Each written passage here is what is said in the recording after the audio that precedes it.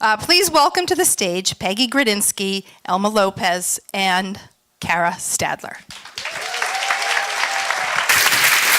Thank you. Our pleasure.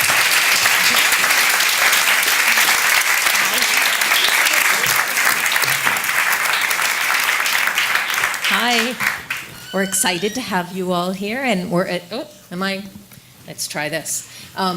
And especially excited to have both of you here, so thank you for coming, and thank you all for coming too. We asked both of you here in part because you have a few things in common, and there are things that I hope we're going to touch on a little bit today. You're both women chefs, which is less unusual in Maine. You were both chefs and restaurateurs, so you both cook and you also own restaurants. You both own multiple restaurants. I'm not telling you anything you don't know.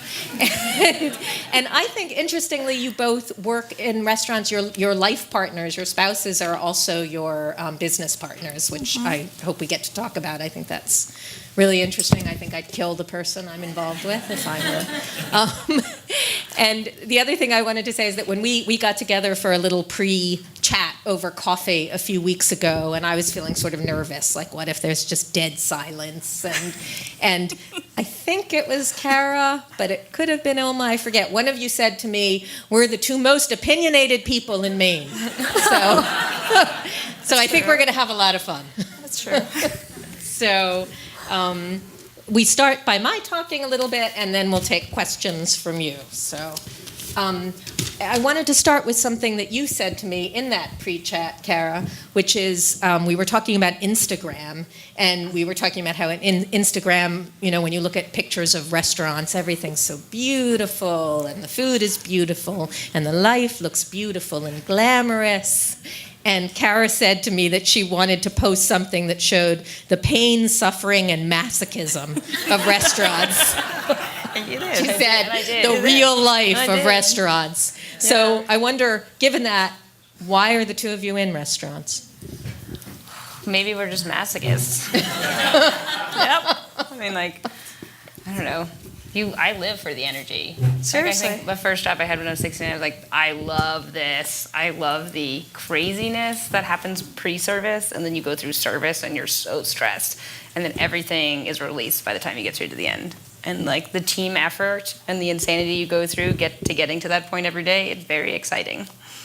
So. It seems like you win a battle every day. Like if you get to finish service without no one complaining, nobody cut themselves, nobody burned themselves, you win. That's a win. Seriously. It's like winning something every day. It's wonderful.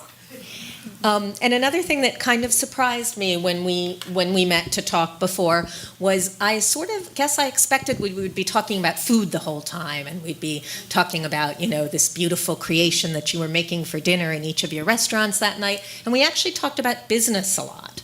So I want to start with some questions about business, but one of them is at this stage, because both of you, I don't know, what would you call it? So you're past the beginning, you're not quite at the middle of your careers, you know, sort of early. Anyway, I wondered at this stage, do you feel like you end up thinking more about the business than about the food? And if that's something that's exciting to you, or if it's something where you find, I wish I could just go back in the kitchen and not do any of this? It goes back and forth. Like some days I feel like I spend more time in front of a computer and talking to people, signing checks, mostly. And seriously, we spend a ton of money. So we sign a ton of checks. But yeah, I don't cook as much anymore. And one of the things that we're trying to do is to hire more people at the restaurant so they can actually do all that paperwork so I get to cook. That would be my goal. So you would like to go back and spend more time in the kitchen? Like I like the whole idea. It's just sometimes when you're cooking you get to zoom out and it's just you. Yeah. And I miss that, just me. Right. Whereas I would think owning two restaurants is a pretty big, complicated machinery. Actually, it's pretty nice. Like and I always describe my job like really sweet. I get to be in the craziness what Chaval is, just because so many people, and Piccolo is just 4 of us. So I get to like my quiet time. Right. How do you split the time between the two? Every week depends, and usually is the restaurant needs me the most that day, so I never know what I'm going to be. Yeah. And actually, my mom can tell you, she's back there. She tells me every day, she's like, Hi, Mom. where are you tonight? It just depends. Like, the restaurant calls me first. Yeah. Pretty much. That's my job. I start my day, every day I start at Chaval to do prep and like oversee reservations, what happened yesterday, emails, things like that, and touch bases with Damien and everyone at the restaurant, like in the kitchen. And then if I get a call from Kelly, I just like stop everything and like run to Piccolo. Pretty much. And what would that call be saying? We don't have a server tonight, or what? Yeah, like we don't have a dishwasher. We don't have a dishwasher. That's the worst call. That's the worst call. We don't have a server. That's the most common call too. Seriously. Or I don't know, like I try to do 2 days, like 1 day in the front of the house at Chaval, 1 day in the front of the house at Piccolo, and at least 1 day a week in the kitchen at Chaval and 1 day a week in the kitchen at Piccolo. And the other 3 days are for grabs. Yeah. And Cara, are you feeling like these days your head is more in the business side or more in the culinary side? Is that a false distinction? No, I'm definitely more on the business side. I think I still love cooking, and at the core of it, the food is everything. But I'm now trying to cultivate talent to drive that as much as because we're growing, and I can't grow without growing creative talent too. Yeah. And as much as like I do want to, like part of this company and this growth that we're doing is like I'm trying to create. That's sort of what I want to create. As much as like I think you make amazing food, and I think I make amazing food, and I think like at some point We all think so too. At some point I think like you know how to cook, and you can continue to pursue that education and that drive. But like I'm not gonna. Part of me is like I don't really care about awards at all anymore. I did, and I got really frustrated this year. Me too. It's crushed a lot of dreams in my life. So, and so like the awards are sort of secondary now. Now it's about changing that environment that created that, and changing the culture in our company and changing the culture in our industry. That is far more something I want to be a part of now. And that's the business. Like at the end of the day, it's like we had this whole conversation at Indie Chefs Week about addiction, abuse, Me Too, and it all came back down to the business. And the only way to change those inherent things is to change the business, change the model. And I'm sorry, but when you say this year, Me Too crushed a lot of dreams, so you're not saying your dream was crushed because I know you were up for Rising Star Chef this year, wasn't it? Well, Again? So it's not because you're probably, so this is an award from the James Beard Foundation. You guys probably all know this already, but you have to be under 30 or 30 and under? 30 and under. That dream, by the way, was crushed for a totally different reason as I learned more about the industry and how the beards work. Okay, and part of me is just thoroughly but you're talking disappointed. specifically about the Me Too, sexism in the kitchen. Well, yeah, I'm just like, great, the beards are like the gold, that's the Oscars, and now, like, great, the Oscars love rapists. Woo! Like, how can you be excited about that anymore, you know? How can you be like opinionated? No, I mean, like, that's like, how can you be like, this is my dream to win an award that honors these people? Like, I'm that's not my dream anymore, right. You know? That dream's gone. I think... It is. And that's so terrible. Yeah. And now it's like, how do we change the dream? And like, how do we fix the industry? And that's the business. That's what, I mean, like, I love food and I still love cooking, and I'm still obsessed with food and spend all my time reading about it and trying new things. It doesn't mean the creative side's not going to stop. But the thing that I'm like really excited about having an effect on is like growing a company that gives a shit. So I'm going to turn that back on you and say, specifically with Me Too and you're women, so you both, whether you've experienced problems like that in the kitchen as you were coming up, and also how do we fix it? I think it's going to take a long time, unfortunately, because like it's not one-sided. Like I tried to explain this to so many people, and this is one of those things that Damien's like, just don't talk about it, because I have an opinion, and it will get me in trouble eventually.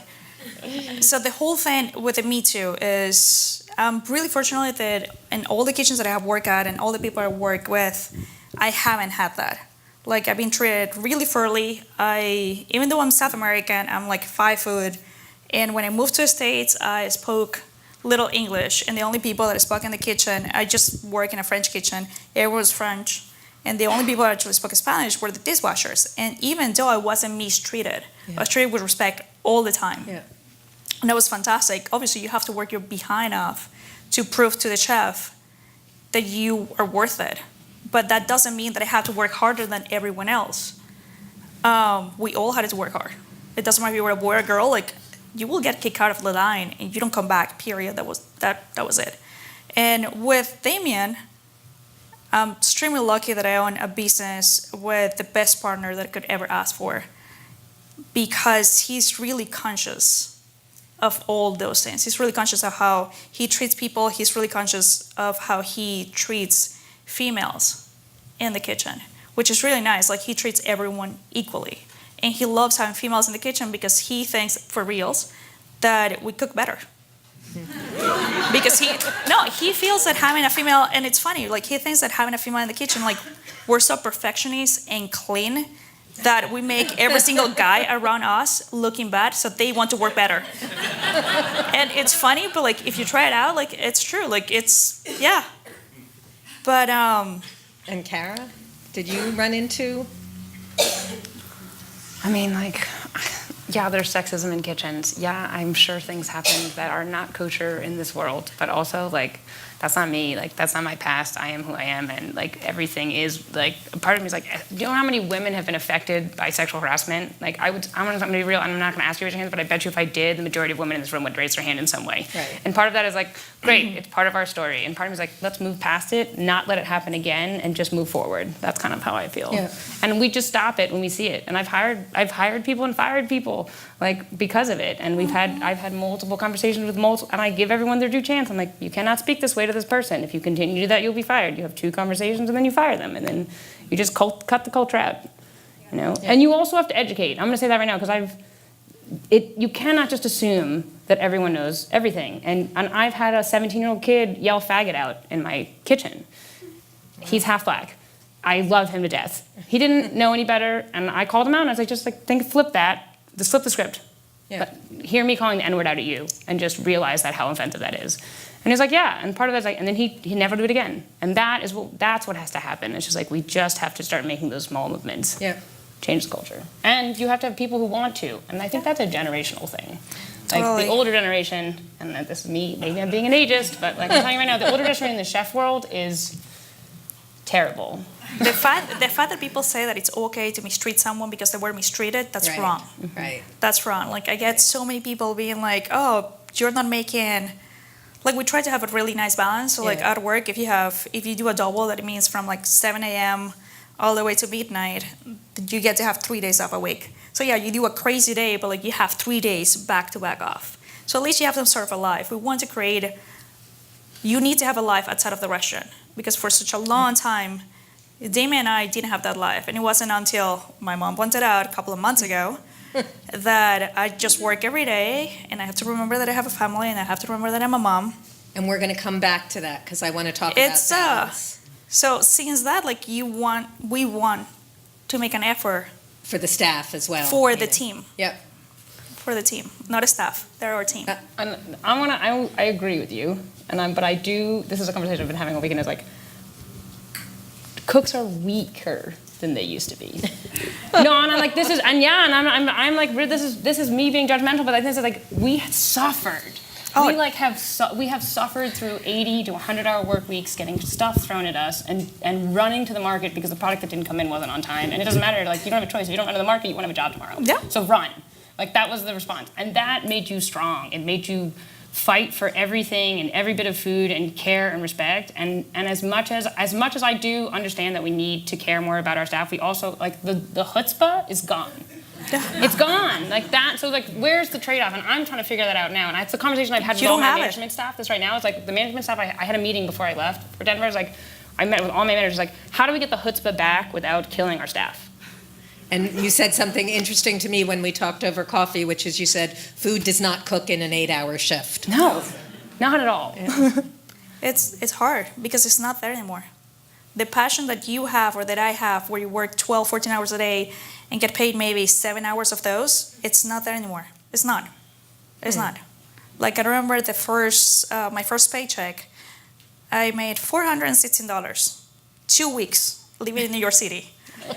It was tough. And I remember like my parents will send me money for, my train ticket. And I didn't do anything. I just work all day. But then you realize I will get paid for 10 hours, but I will work 14.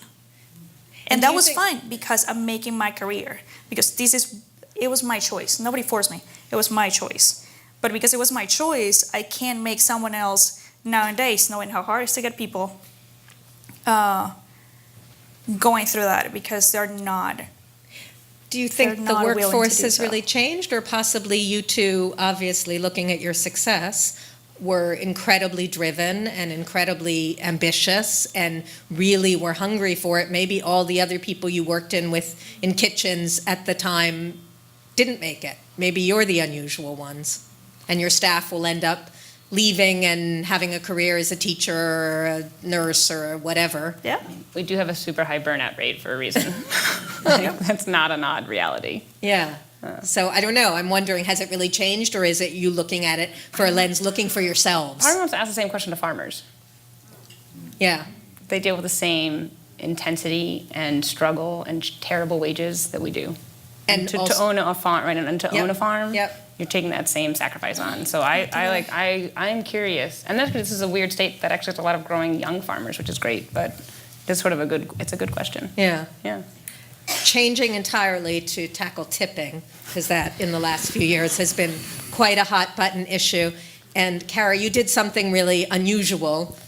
I want to say earlier this year, but maybe it was last year already, Last year. which is you tried to eliminate tipping. So tell us what your thinking was and what happened. Tipping's bad.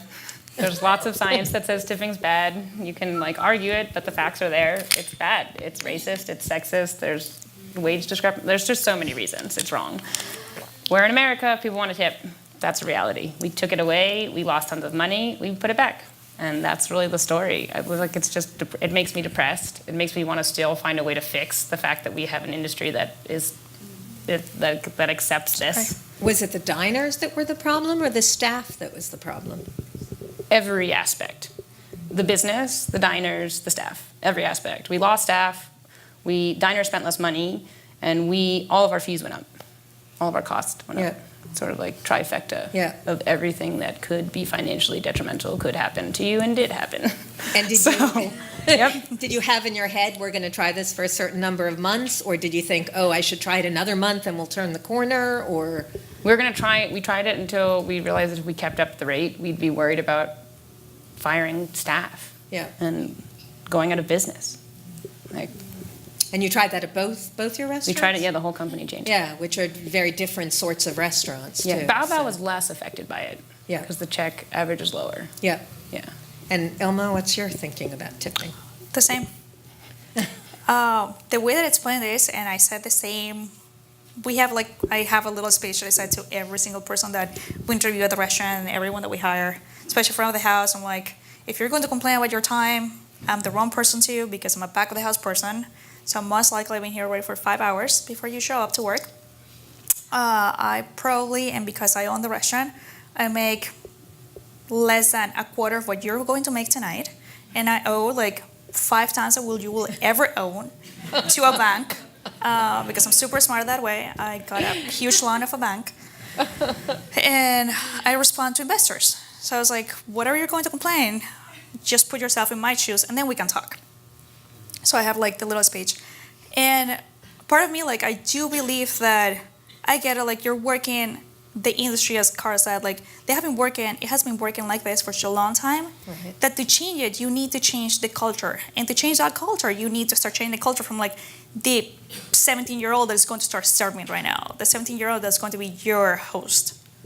Because if I get a 35-year-old that is used to making $1,000 or more a week just based on tips, and I want to change that to pay them or even the same or a little less.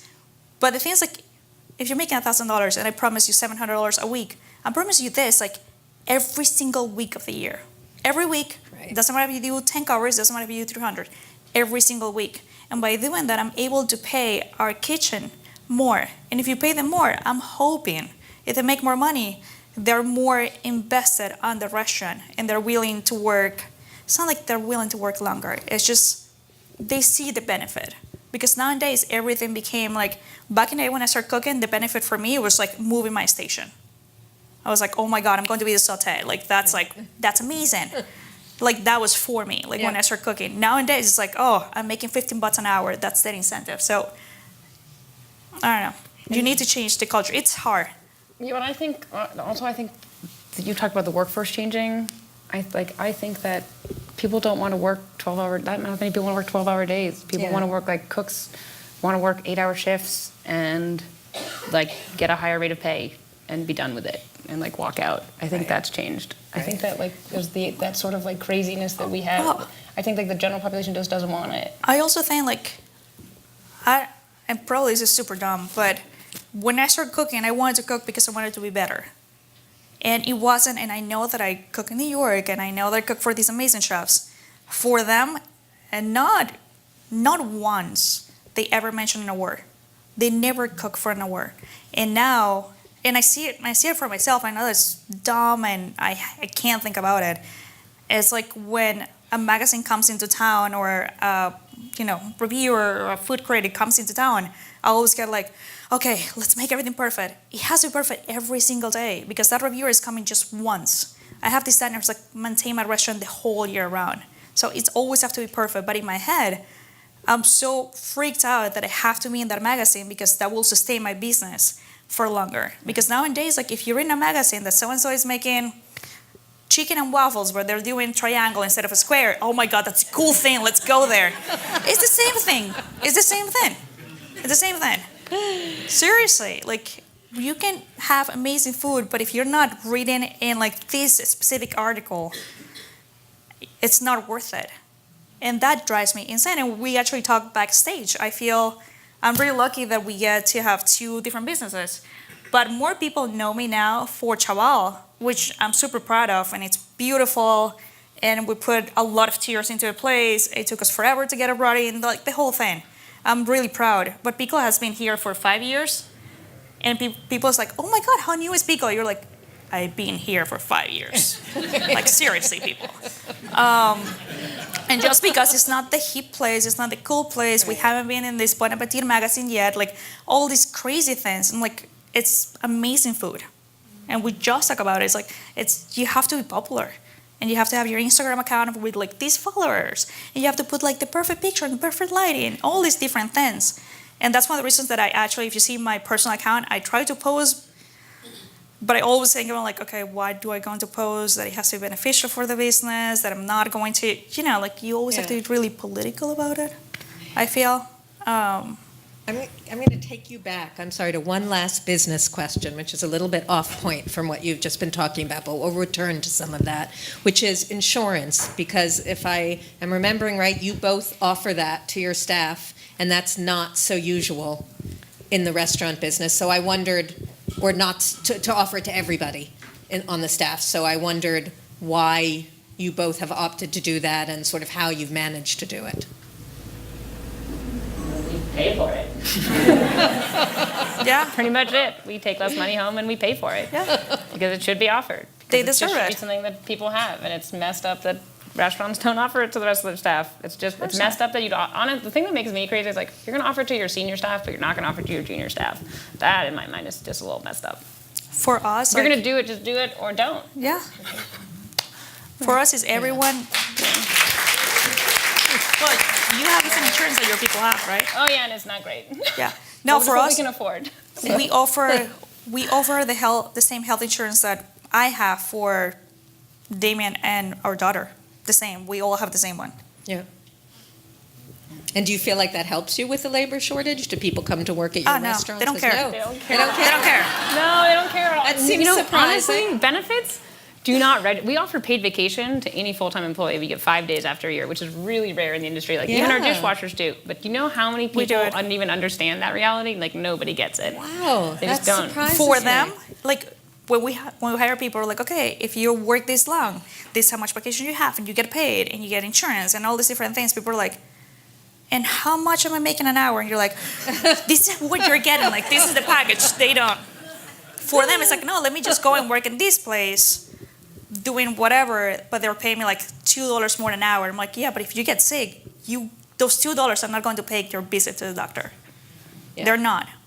So returning to what you were just talking about, which is magazines and other media, originally we were going to talk a little bit about a recent review that was in the press in the Maine Sunday Telegram about one of Cara's restaurants, and I'll just do this in brief. I hope you forgive me.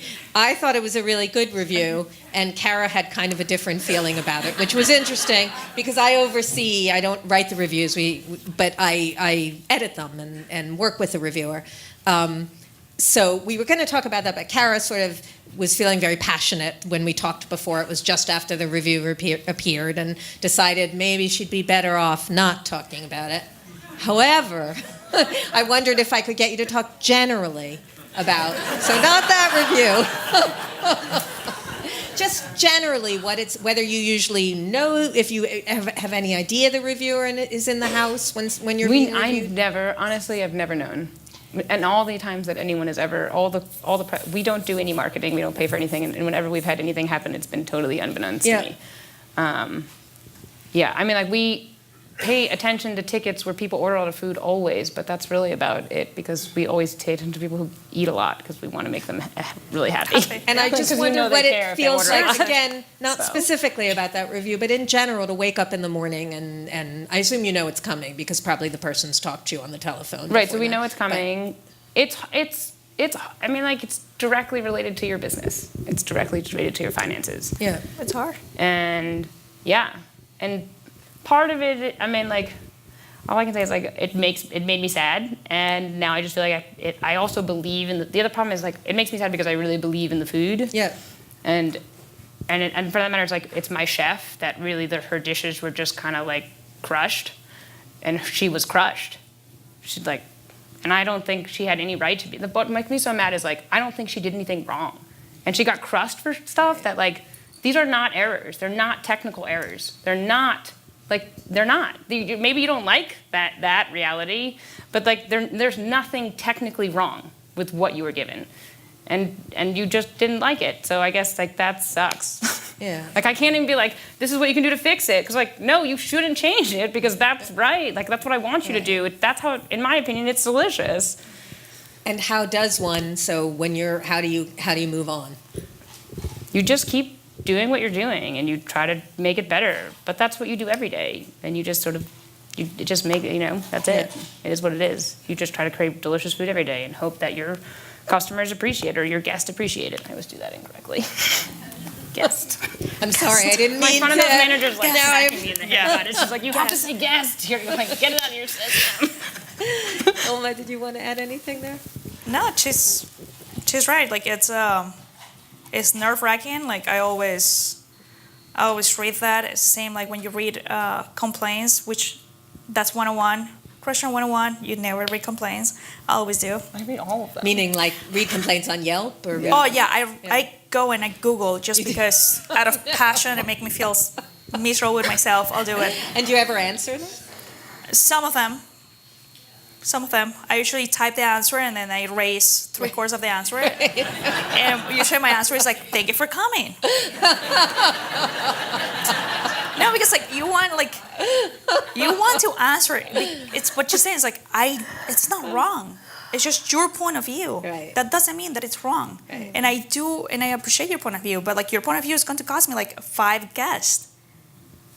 Even on something like Yelp, you feel people look at it and take it seriously. Everything that you put out there So into not the world. just the people reading Bon Appetit, but the people just Everyone. looking.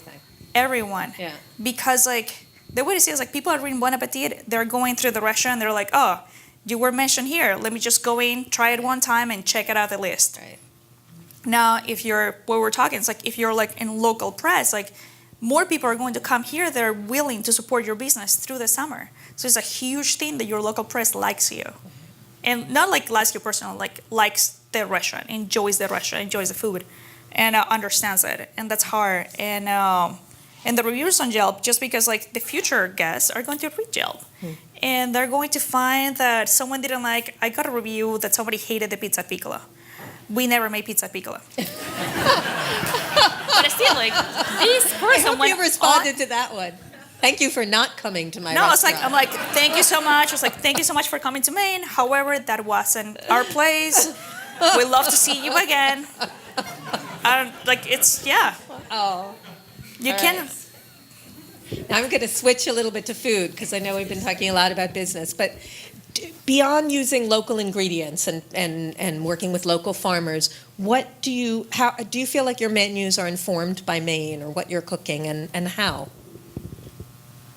I mean, like, the product drives everything. Yeah. Your food is only as good as your product, and Maine has incredible product, and it'd be foolish not to take advantage of it. Like, pretty much. When it's local, it's local. When we get it, and then winter's hard. Yes, right. So we'll have parsnips and cabbage for a while, and beets. And I was gonna say, like, Coming soon. yeah, coming soon. That's true. the same.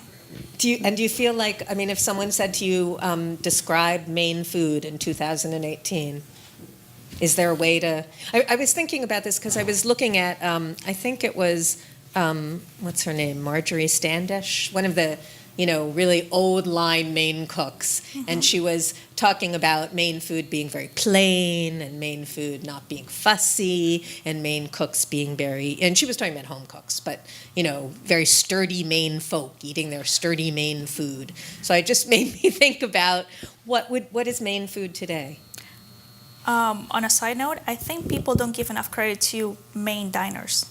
People here, they try so much. Like, we can put anything in our menu, and somehow we get to sell it. Like, it's wonderful. Like ham and dessert. Yeah, like, yes, ham and dessert.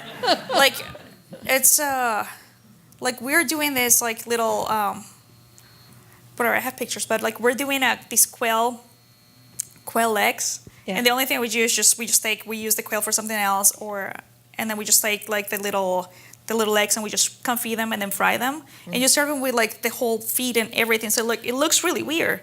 And people love them. Because, like, Maine diners are not just meat and potatoes, and they're not fussy. Yeah. Like, they're willing to try good food. So I was going to ask you, and it sounds like you've answered it. When I worked at the Beard Foundation, this was going back to around 1990 to around 2006, but we very rarely put rabbit on the menu, because when a chef would suggest, can I put rabbit on my menu, we'd say, bunny. This is Manhattan. People aren't going to eat bunny. It's too cute. Or sardines. They're not going to be willing to eat it. And I was going to ask if you face that, but it sounds like the opposite. There's a food culture here that does not exist in other places. That is like, we eat the local food just inherently. We go to farmers market inherently. Like, the farmers markets in Maine are incredible for the population that the state has. The farmers markets are way too big. really just, it's really amazing. And, like, I mean, for that matter, and this is more of a funny thing, but, there's so many fishermen here, and the most amusing thing about sometimes is that a fisherman will eat a raw scallop on his boat, but he won't eat it in a sushi restaurant. Yep. But that is, like, this is a culture that eats this food regularly, right. And they embrace all the food that's sourced locally, and they've been foraging this is not new. Foraging's not new here. It's just part of what happens. That doesn't exist in other places. Well, it's the same thing, like farm to table. You have to go to a city and look farm to tables, and, like, just few restaurants pop out. In Maine, if you're not farm to table, you're doing it wrong. Right. Yeah. Every single restaurant has to be, and you should be, farm to table. Yeah. Like, you should. We've sort of touched on this with some other questions, but I'm thinking, back in the day, a chef would just be in the kitchen and cooking, or maybe own the restaurant, but that was really mostly what I was going to say he or she, but really he did. And now it seems like chefs are involved in so many things and thinking about, the waste and sustainability. And we just went to a bar across the street where I was handed a plastic straw. Was not approving. In thinking about, I know you're very involved in, I'm going to get the name wrong, Full Plate. Full Potential. Full Potential. Full Plates, Full Potential? Full Plates, yeah. Yeah. And you both are doing also some just very unusual projects. You've lately been featured in a book with very adorable illustrations called Ilma's Kitchen. I got that right? Calamattis, yeah. And and you're working on aquaponics, which you should tell everybody what that is in case they don't know. But I sort of wonder, like what you're involved in, why you're involved in these somewhat unusual projects and why these particular projects. You go first. Because we care. I guess that's really what it comes down to. Why I'm part of sort of like the same ethos of like why offer health insurance? Because we care. Like I care about the future, and like I want to start a family, and that is a daunting reality now actually. And part of that is I want to create a future where I want to have kids. Like, and if I don't do anything, then I'm just accepting the circumstances, which are not great. Yeah. So. So maybe we'll return to that question slightly, which Ilma brought up earlier, talking about your daughter and balance. How does one in it? I mean, it's hard for. I could ask this question of probably everyone in the audience. Anybody who's working at all, or has kids, or has elderly parents, finding balance is very difficult. But you're in an industry where you're working nights and weekends, and summer you probably never take a breath the entire summer long. And both of you own multiple restaurants. How do you achieve any balance? You don't. One, you don't. It's not a balance. You just don't. You don't because, and I mean, I hope you do because I haven't found mine, but I'm hoping that it's balanced somewhere that I will eventually find.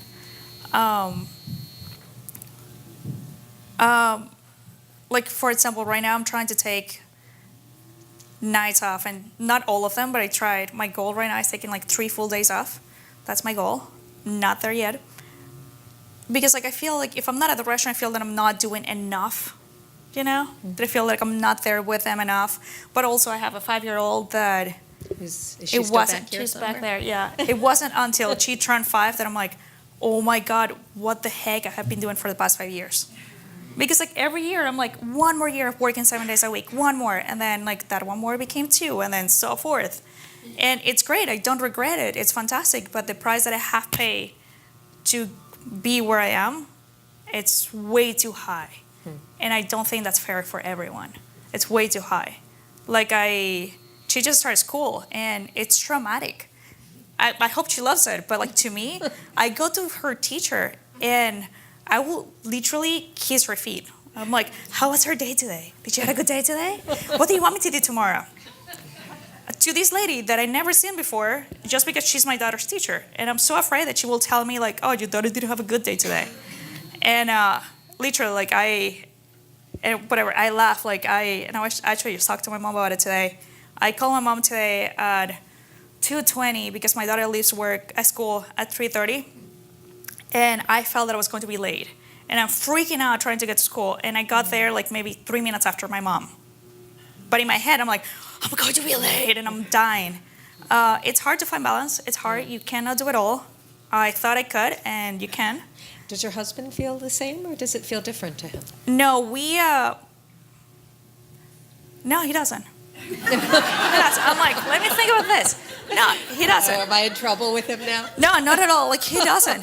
He doesn't. He's not as crazy as I bite am. a lot off. And I like feeling Yeah. I'm busy, but you like keep biting stuff off, and I'm impressed by it. But I'm trying not to do it. I'm trying not to do it anymore. So I'm trying to select and focus myself on different things. The one deal that I did with Damien is that I'm going to step out of the kitchen, not fully, at least do like an 80%, like 75, 80% stepping out of the kitchen. So he takes more into it. That's what we're trying to hire more people. So when I'm at the restaurant, I get to be like, let's say Monday, I do office work, but then I have Tuesday, Thursday, Friday, like in the kitchen. Like I'm trying to have a nice balance where I can be still like be at the kitchen, but Damien will take more responsibility. Mm-hmm. So I'm with her. We both do what we love, and we can. I don't know. Like it's. Anyways, I want to be with my daughter.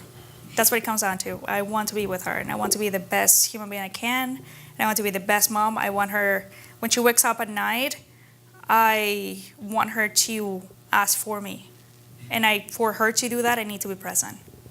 And Cara, you said you're sort of on the cusp of wanting a family. It sounds like thinking about having one. Yeah. So how are you feeling like you're going to work out that? We're on it. It's like me and my partner are trying to start a hot sauce company because of it, so she can.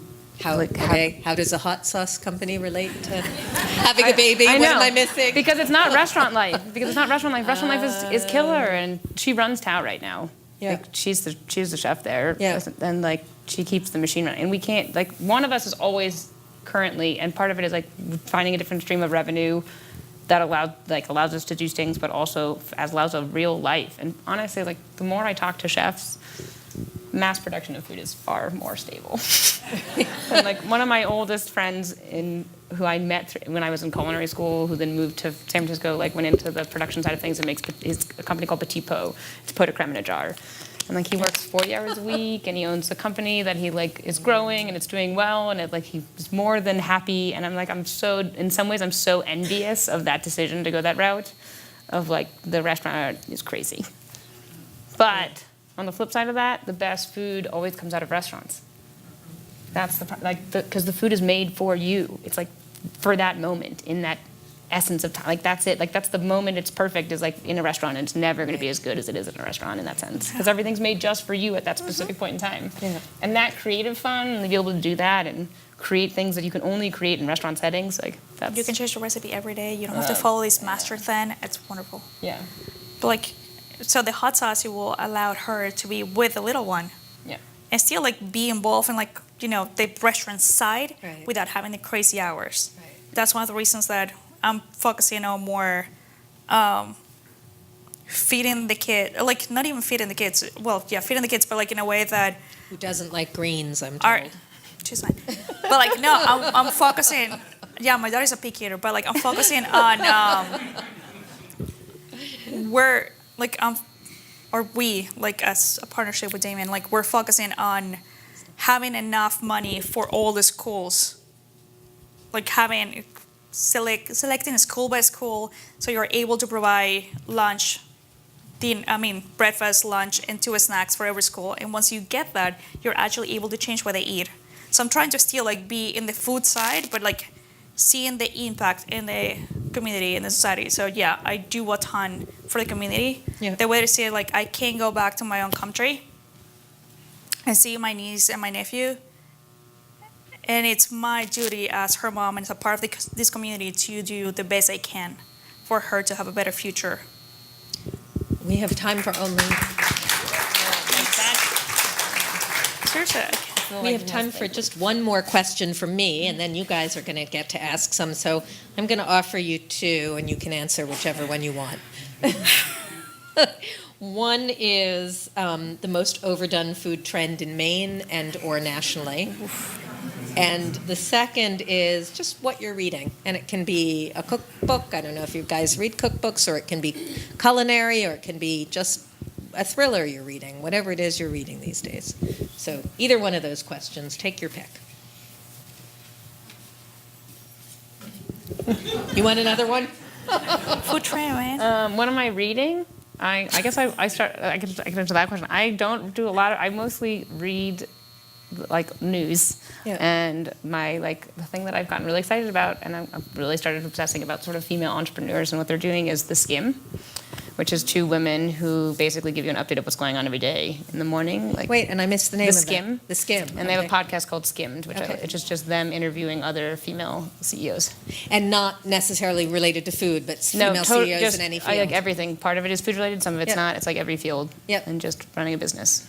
It sounds like you like listening to podcasts generally. Yes, 'cause we were- I do. Like, I've started getting. Well, I drive to Brunswick at least 5 days, so that's like an course. hour a day every day I have in the Right. car. So if I'm either on the phone doing Cara something or- mentioned one called FOH to me for front Yes. of the house, which It's hilarious. I've only been able to listen to one, but it was, yes, Very very funny. funny. And you? Overdone food trend, something you're reading or listening to that's interesting? Anything The else you food- want to talk about? I was going to say, like, a food trend, I can't answer that because then obviously this is going to get out and then I'm going to say something inappropriate, so it's okay. Well, now I'm curious what you were gonna say. We have pretty much the same answer. Actually, we just got in. I haven't even opened it yet, but I'm looking forward to read it's like this book from, can't even remember her name, like Well Hair. You know, the book that just came out, Contra? Oh, yeah. Yeah, it's a restaurant. Or it's two restaurants, these partners, they have two restaurants. And this book's Very supposed to be... serious cookbook. Yeah, this Sorry, I book... missed the name. Yeah, a very serious cookbook, I think is Oh, what it's yes, called. I saw Yeah. that. Or I a love serious, that maybe title. it's a serious cookbook, but Right. it definitely has serious cookbook. No, but like Great it's supposed to be like one of the best cookbooks of this time right now. So you actually do read cookbooks? Yeah, Just for fun or ideas? just for fun. or- Like the last one I was reading, or the one that I have right next to the pile of clothes and everything else that I have to do at home, is from Jordi Roca. It's Yeah. up just page 3, full on technical. Yeah. This It's stuff is lovely. crazy. It's beautiful. Yeah. I didn't realize he didn't have a voice until I saw Chef's Table. He can't speak. No, He has it's this, like he like can't he can like this whisper. guy. Yeah, this guy is wonderful, wonderful. He's like if I had to do it all over again, I will just stick it out and waited the 3 years to be able to work for him. I'm really patient, so I didn't. I think it's now the turn of the audience, so Molly, tell me what I do. You hand microphones to people. And All I'll right. bring a microphone to you so everyone can hear. All right, we've got a couple in the front. Yeah. Here, actually, can we, Hi, nice to see you both. Can you hear me? Yeah. I'm a graduate, a late graduate of French Culinary Institute, and I'm a foodie, you could say. And when I read that critique of your restaurant, Leo, I was so mad because it is a really fine restaurant and such a welcome addition to Portland. And I'm a neighbor of yours, and I go to Chaval all the time and love it and can't get enough of Fideos. Could you tell me why, in this day and age, when so many people are graduating from culinary institutes and you have all the cooking shows, why you have such a hard time keeping people working for you? I would imagine that people would be clamoring to work for you. Is it just that the kids have it too easy today, and that and in every field they don't want to work, not just the culinary field? One cooking school is so expensive, and by the time you finish cooking school and you're going to work in one of our restaurants, for the amount of work that you have to do, the hours, you won't be able to pay your student loans. Yeah. Cooking school is way too expensive. And by the time that you finish cooking school, you're not a chef. No. Like that has to be like the first day of cooking school, you're not going to be a chef when you finish here. And I don't think anyone says that. Because when we get them from cooking school, they're like, oh no, yeah, I finished my program, I'm a chef. And you're like, no, you're not. So that's the biggest thing. And second of all, working in the kitchen is not glamorous. And I think all these like magazines and cooking shows, all those things, they make it seem glamorous. Like, oh, it's beautiful, you show up to work and you're looking perfect every day. And you're peeling potatoes and it looks so nice. I'm going to give you 3 cases of potatoes to do French fries every single day, like what we do at Chaval. You let me know if it's glamorous. It's not. It's not glamorous. I would say 2 things. One is having multiple restaurants. Bao Bao is fast casual and it's chiller. It's like the staff are just everyone has a chiller environment and everyone's a little more relaxed all the time. And I'm not crazy ever at Bao Bao. And I would say that a lot of things happen at Bao Bao that sometimes if they happen at Tao, I would be crazy. And I am not easy to work for. I am very aware of that reality. Like I expect my cooks to work as hard as I do, and I work really hard. And at Tao and at Leo, because they're food that's ambitious, I expect that ambition to be in my cooks, and that leads to that's hard. That doesn't exist, and that because I want to make a team that all cares. Mm-hmm. And so with that, a lot of people don't make the cut. And it's. I mean, I have a cook right now. He just started 2 weeks ago, and the guy station he's taking over, the previous cook, like, had so much trouble in the beginning, and then he broke through, and now he's doing great. And we were walking down the street because we're going out for dinner, and he's like, "What happens if this other cook doesn't make it?" And I was like, "He doesn't make it. Like, that's it. Like, I hate to break it to you. Like, you went through this, and you had to push through that wall, and it was hard, and you made it. But if he doesn't make it, like, think about this. If he wasn't there, would we still be able to help him for service?" He was like, "Yeah." And I was like, "That's it. If you're going to be in my kitchen, you have to want to be there, and you're going to have to work for it, because I don't want anyone there who's not that." And that is not for everybody. It's not for most people. Yeah. Good luck. Thank you. Bravo, on the other hand, will like we're down to teach people who are green or want to go slower or want to learn a little bit slower or don't want to be in that intensity. So we get all different levels of cooks, and we're down to train. That's nice. Yeah. Somebody over here, right behind you. Thank you. It's not a question, it's more of a response.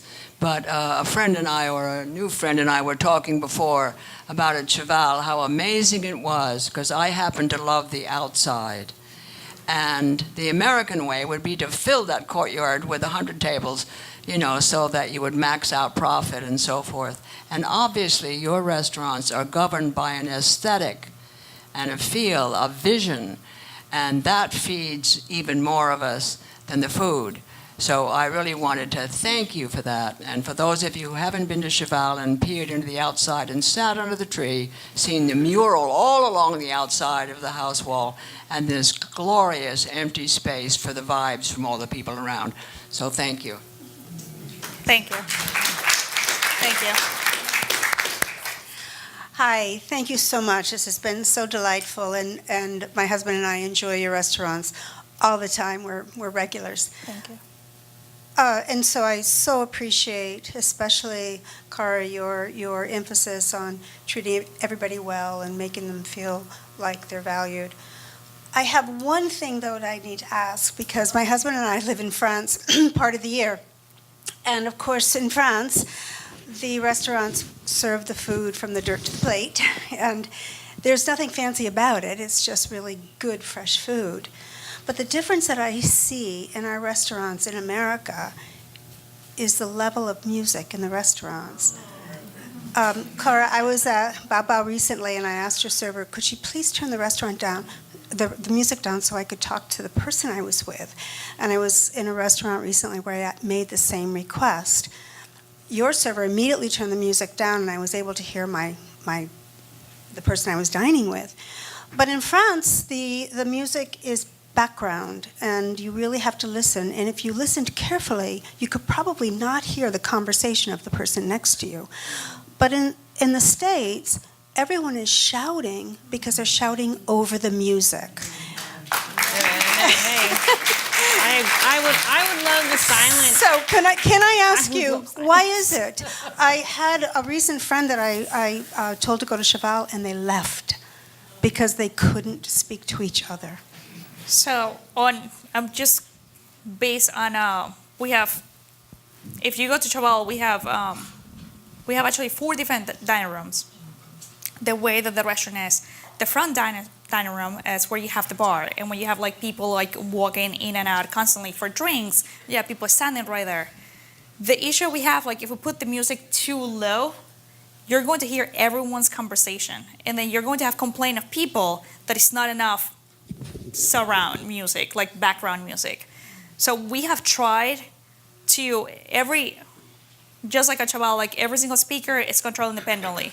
It's like if someone like says like, hey, table 11, for example, don't want music, we'd like shut that speaker off. The problem is like it's right there next to the bar. Everyone is like shouting at each other because for some reason, like when you go to Europe, and I used to live there, like so are you. Like when you go there, like people talk like really quiet. Here, it's like, hey, what are you doing? And tell me, like, so everyone's like talking, which I love that too, but you have the music, you have the sound of the music, then you have like everyone shouting, so it's hard. It's hard to find an balance, like we haven't found it. We have tried with like low music, but then if you do low music, or not even like low music, but like slow music, so it's more like a rhythm to it, then the energy is not there. So it's hard. It's really hard. Like we have a way better log at Piccolo, just because the setting of the restaurant. So we have better log on how to control that. Chaval, it's hit or miss every day. Like we're trying, we haven't got it right yet. Good, because what's happening is that distraction distracts you from your relationship with the food itself. We're trying to figure out, like it's... I'm gonna be real though. On the flip side, there's like I would say most millennials don't want to eat in a really quiet dining room, and they're our future business. Sorry, like it's hard. You gotta like, what do you want? Like you gotta. And in this sense, it's like the thing about going into a restaurant is like everything. there are different likes and dislikes about every place you go and different reasons you go to every little place, and you take trade-offs for different reasons. And I can do a lot more stuff at Tao because people spend more money. I can do a lot less at Bao. They don't spend as much money. I got a cement floor at Bao. I want something that's going to be durable, hard, easy to clean, can deal with people vomiting on it. Like, and that for that reason, like, we can charge less money at this restaurant. We can do a lot. We can care a lot less about all these things getting beaten up. And like, the more you put into something, the more you have to charge your customer. And like, that's also a huge part of it in my mind. And Chaval, like, just because we actually had this issue on Saturday night when I was the hostess at Chaval, and this couple, they wanted a quiet place. And I was like, okay, sounds great. I'm going to see you in the back dining room. The back dining room, like, we put the music like super low.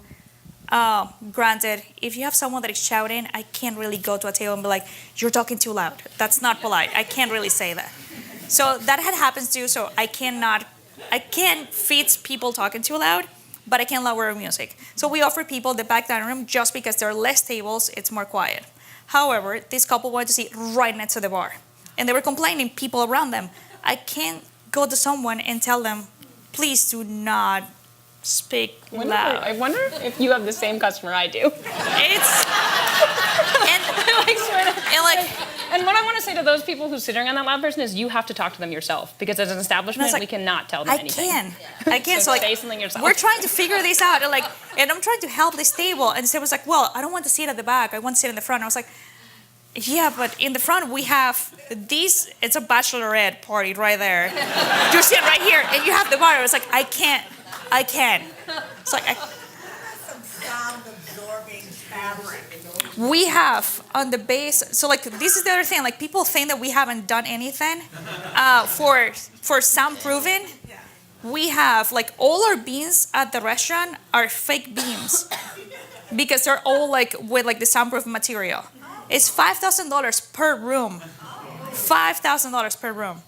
And we have done it. Unfortunately, like, we can't control how people talk. I can. And then on the other hand, like, it's hard. I'm sorry, it's hard. We have tried. I swear. We have tried. It's hard. Oh, hi there. We have time. Okay. All right. Hi. Really fascinating conversation. I appreciate the dedication and the hard work that both of you do. Restaurant industry was my first, not sort of chosen profession, but what I felt comfortable in. I ran a hot dog cart when I was 15. I like right up until like the Seamen's Club in the Old Port and other Old Port restaurants. I moved back to my hometown. I opened a sandwich shop when I was 22. I thought it was going to be great. I hired all my friends who were just like taking time off from college, and that was it. And I loved the intensity and the volume and just getting up and powering through every day. It was like a wagon ride. And so, you know, at the time, the philosophy of running a restaurant was have a party every night for all of your friends and have as many friends as possible. That was success. You know, it wasn't Instagram, it wasn't Yelp reviews, it wasn't newspaper reviews, it wasn't anything. Just bring people in and make sure they had a real good time and charge them for it. That's like the key philosophy behind it. And so now, in this day, and at the time, you know, we had like Seamen's Club, DeMillo's, a couple of the Italian restaurants that aren't there anymore. You know, we've got like a few last men standing around town, but that's it. The whole culture has changed. So my question is kind of twofold. Sorry, I'm getting to it. It's sort of two-part. Do you feel it's easier or more of a challenge in this age of digital, like, boom, one bad review and it gets blasted and you are done? And is it easier or more of a challenge to be in this town at this time where, yeah, we have a ton of people coming in, we're known nationally, but at the same time, the competition level is so fierce and it's so crucial to get like every diner in the door, because, you know, if you don't, they have 9 other options that are just as quality as you are. So interested in your take on that. That's my question. Well, I think it's twofold. I think the good restaurants have brought business. I don't think the scene would be what it is. I don't think we'd have the number of diners we have now without all the restaurants opening up. That's reality. Like, we have some serious talent in this town. On the flip side, yeah, it's harder now, but I think all cities are frequently saturated with bad restaurants, and in due time, all of them will. I have to believe like that the better ones will win out. And if you don't want to keep up, you're going to get kicked out. I think it's easier. Probably the right word is not easier. I think for us, I think it's better to be in this town at this time that you have so much competition because it just makes you better. It just makes you better, and we get to cook alongside our friends and people that you love how they cook and what they do, and you get to see that side. So that definitely, like, it's great for the soul itself. The Instagram part, I love the fact that I'm able to see, like, oh, she's thinking of this, like, she's doing this, like, oh, that's actually a pretty cool idea. Maybe I use her idea in a different ingredient. The downside of that is popularity. It just become a popularity contest, and that's a part that I don't like. That's a part that I think it's really hard nowadays. Because back in the days, you just like put your head down, cook what you like to cook, and do honest food, and people will come. Now it's like, make sure you take that picture right, make sure you do this. Like, it's so many things. And going back into the music, like, make sure you have the right music, because if you don't have the right music, the mid-20s, high 20s, they're going to drink a ton, which alcohol, it's great revenue. You need to have the right music for that, but also, like, you need to take care of the clientele that is going to go there every day. It's complicated, and I'm sorry. I feel terrible. Like, I'm sorry, we try to place, and I just had this conversation earlier with someone, like, we're trying to place 99%, unfortunately, and get hung up on that 1%, working on it, but. What's interesting to me is the French don't put it down. You know, their only concern is putting out a good meal in a pleasant environment. And they don't care. They've suffered for it. They've suffered for it. Sorry, they used to be at the top of their game and they're not anymore. They've suffered, their industry has suffered for it. And it's like, they've suffered for their ignorance towards other cultures, and they've suffered for their ignorance towards service. Like, they're two frustrating things I find about French food. French chefs who think they know everything and don't know what pho is. Like, you know? So that's what I think, like, as an industry as a whole, like, I think that, like, and fine dining French cuisine has impeccable service. That is not suffered. That's that's beautiful. That's flawless. We have a question. But unfortunately, that style of dining, it's dying nowadays in the United States, which is terrible. It costs a ton of money. It costs a ton of money, but it's gorgeous. Yeah, it is. Like, the things you're able to create and how you're able to present your food, like the whole story behind it, all the details. I love that. There's a swing back to that a little bit. I'm hoping for it. The whole thing about tipping, the whole thing about tipping. I'm hoping. You go into a French restaurant and you're there for they're not making sure to take over. But that's the thing, like, at both extremes, like, at Chaval, our turntable is like 1.5 hours, 2 hours. At Piccolo, is 2.5 hours. At Piccolo, we don't do more than 40 covers a night with just 20 seats. So, and when we have 40 covers, there's always 2 people on the floor. Nobody's able to talk, or nobody talks to you more than 20 people at a time. So your service is like more one-to-one. You pretty much don't read the menu. We just talk to you the whole time. And that costs so much money. Like, but it's so worth it. And it's like, that's the hardest thing. It's like, you only turn your tables twice in a night, and you, like, it's real estate. Like, we're selling real estate. No, it's half of this battle is like, yes, but you have to pay for these things. And what a customer. That's why I don't get paid.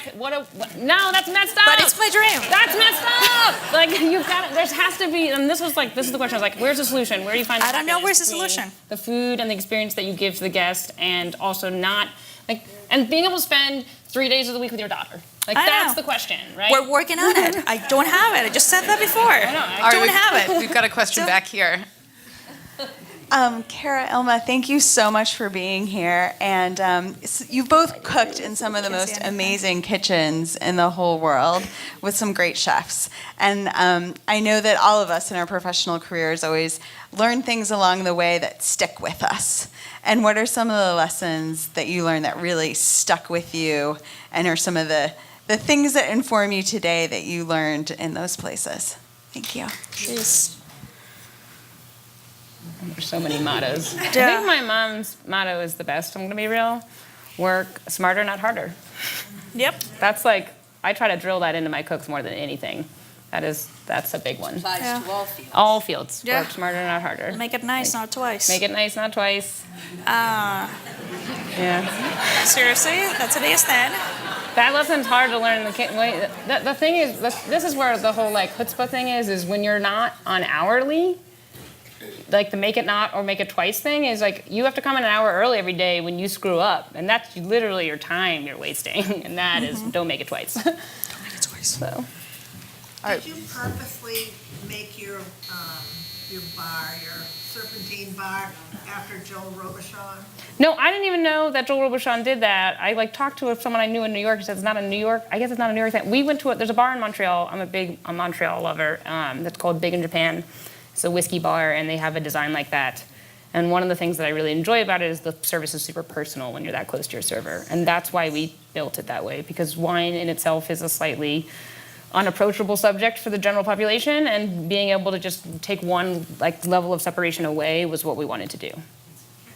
Yeah. One more question? Anybody got right in the middle here? I thought it was here first. I'm curious about the hydroponic thing. Explain that a little bit. I go up to Brunswick regularly, and I kept seeing that house coming along, and just really curious about it. Yeah, we're starting an aquaponic greenhouse rooftop garden. It means fish and farm to table. So the fish are in the basement, and in the roof we'll be growing the produce, and we're pumping the water through the building, so it's a closed-looped system, which basically means we only top up due to evaporation and water consumption from the plants, because the fish poop feeds the plants filter the water. It's a test site. We are, in the way that you bite off a lot and you do so much for the community, this is sort of what we wanted to do, and we wanted to focus it. And then part of it was we kept on getting all these calls about like, can you give to this? Can you do this? Can you do this? And I'm like, there's so many causes that you can help, and part of what we wanted to do was focus it in one specific direction, and that was green farming. And you can change the way that we farm. You can change the way that we eat. It's huge. If we can create, well, it's urban farming that also does fish, which is great. The lack of water usage is huge for places that have drought. The fact that the part of what we are going to try to do down the road is figure out different energy saving systems. One is recapturing heat from the kitchen, and solar panels to go on top of the greenhouse that absorb some light but lets them through. And the idea is this is just a test site to see like what's financially viable, because at the end of the day, it doesn't matter how green you want to be, if you can't make a business work, it's useless. So we're trying to figure out if we can make it financially viable. If we can say this is how much land you need, it's going to produce this much produce in a year, it's going to cost you this much to put on your roof, and over 2 years you're going to get your money back, and after that it's just gravy. And that we don't know. We don't know the rates of production for different food and the value that they have, and the aquaponics factor actually increases the rate of production for greens, for leafy greens, as far as we know. We're learning lots of things, and we've killed some fish already. So, yeah. It's a process. We'll get there. We have a lot of help from a lot of people, and we are hoping that it will work out, but it's going to take some time.